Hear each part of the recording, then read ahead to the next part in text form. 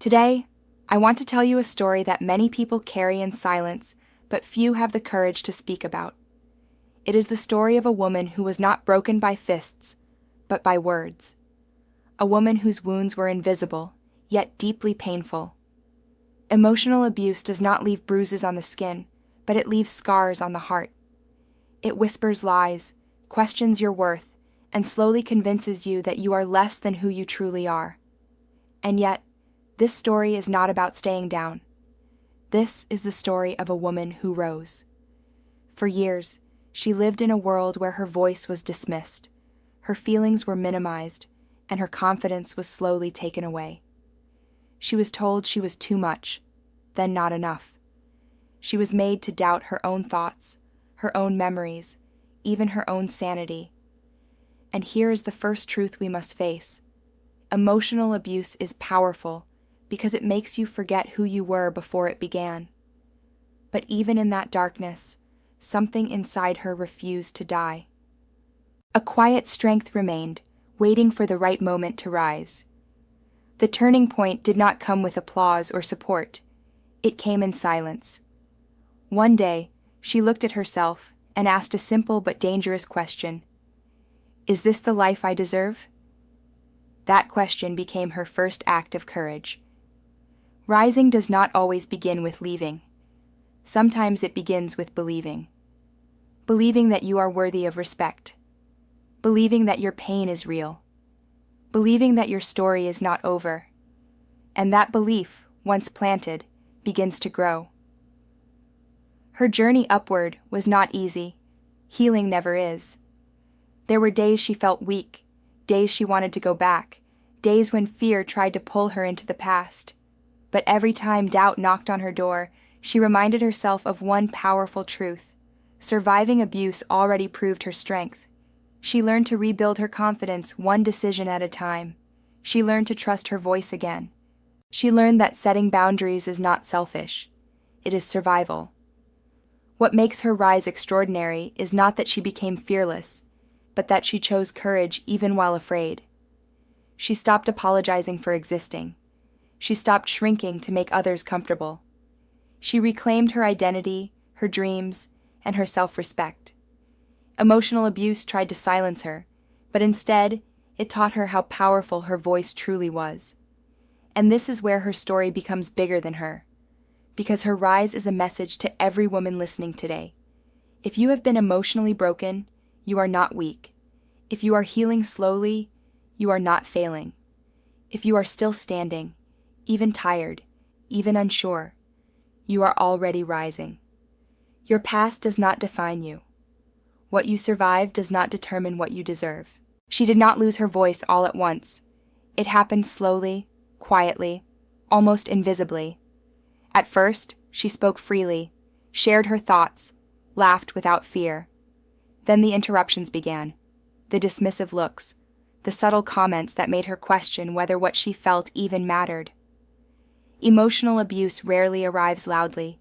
It creeps in softly, convincing a woman to doubt herself one sentence at a time. And before she realized it, she was choosing silence. Not because she had nothing to say, but because speaking no longer felt safe. Every time her feelings were ignored, a small part of her confidence faded.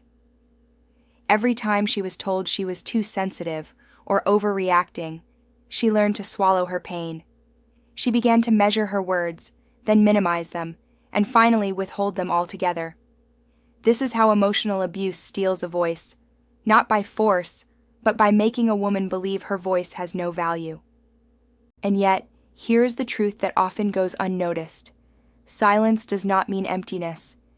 Even when she stopped speaking, her worth never disappeared. Inside her, strength was still alive. It rested beneath the fear, beneath the self-doubt, beneath the exhaustion of trying to be understood. Worth is not something others give or take. It exists long before abuse begins. She was worthy when she was loud, and she was worthy when she became quiet.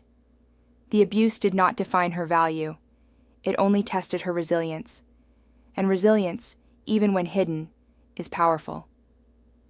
What makes this part of her story so important is this. Losing your voice does not mean losing yourself. It means you were surviving the only way you knew how. Silence became her shield. It protected her when confrontation felt dangerous. It helped her endure when leaving was not yet possible. That silence, often misunderstood as weakness, was actually strength in disguise.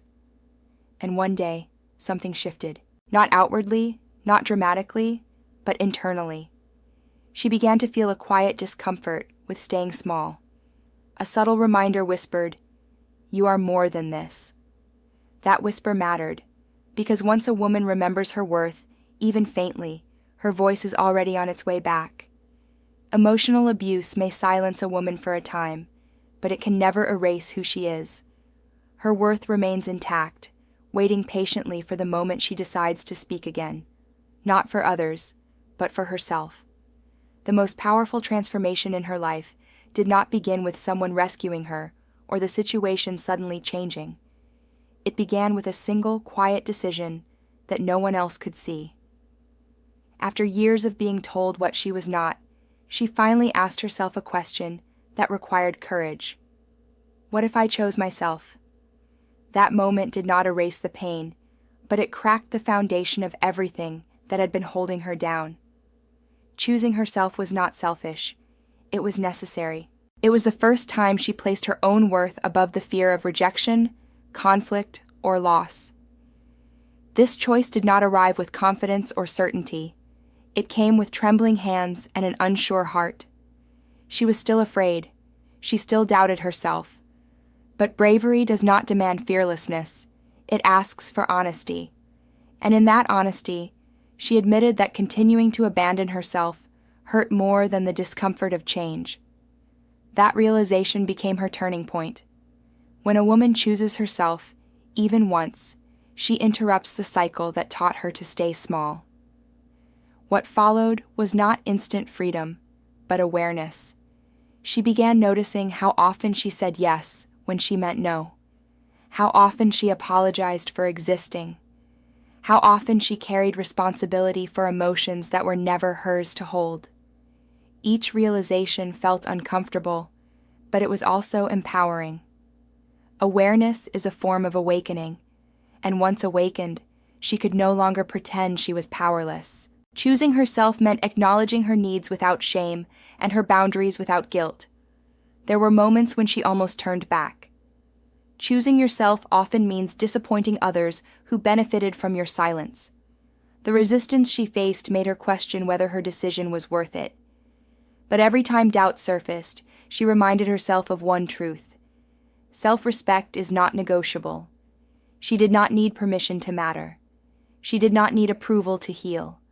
Her life belonged to her. Slowly, that single choice became a habit. She started protecting her energy. She allowed herself to rest.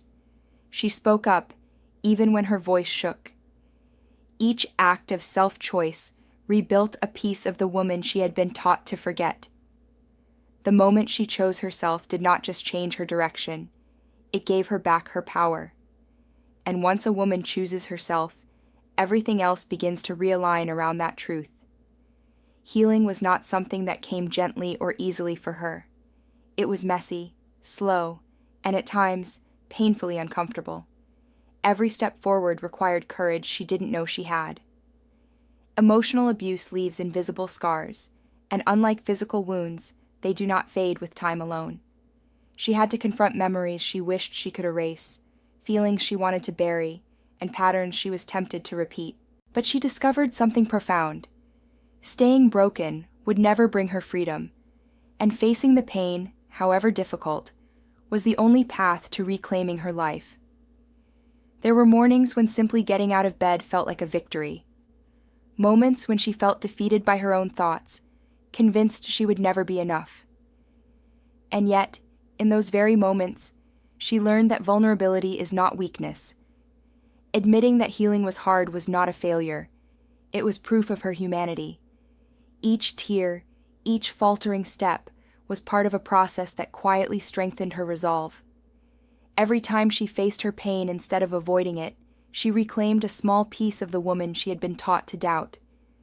She also learned that healing requires boundaries. For years, she had absorbed the negativity of others, believing it was her responsibility to carry the weight of their anger, judgment, and control. Learning to say no, to step away, and to protect her energy was not easy, but it became a lifeline. It was in these small acts of self-preservation that she began to feel the stirrings of freedom.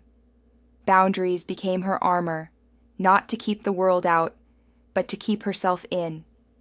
It was a radical act of self-love in a world that had often told her she was not enough. And as she continued on this path, she discovered the power of patience. Healing is not linear, and progress does not always appear visible.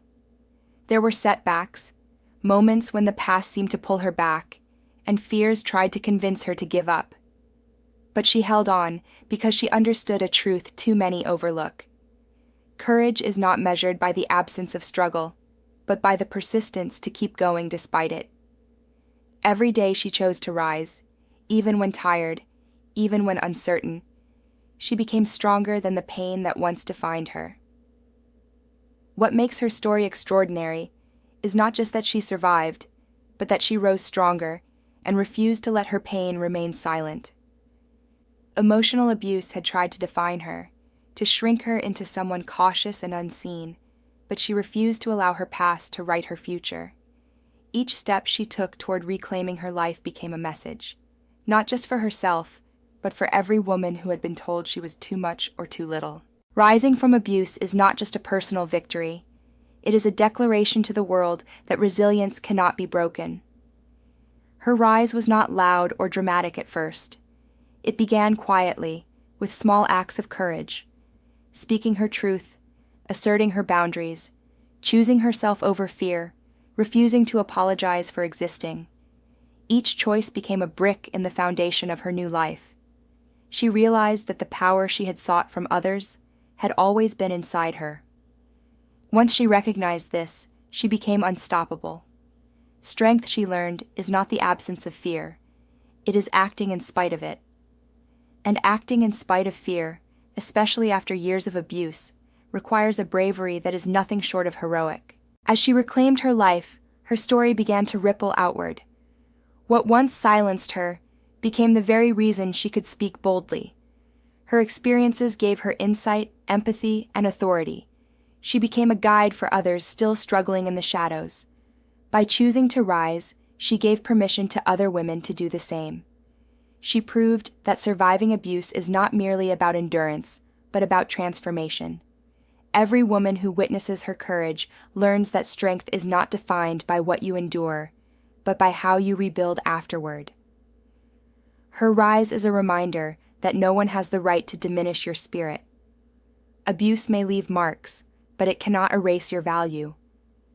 She learned to see her scars not as symbols of weakness, but as evidence of survival, resilience, and unwavering courage. In rising, she demonstrated a truth that every woman needs to hear. Your past does not determine your worth, and the pain you endured does not limit your potential. Choosing to rise transforms suffering into power, fear into courage, and silence into a voice that cannot be ignored. And in that rise, she became not just a survivor, but a warrior whose strength inspires every woman watching her journey. So let this story end with hope, not pain. A woman who rose after emotional abuse is not just a survivor, she is a warrior of the heart. She proves that no matter how deeply someone tried to break you, your spirit can still rebuild itself. And if she can rise, so can you. Your voice matters, your healing matters, and your story is still being written.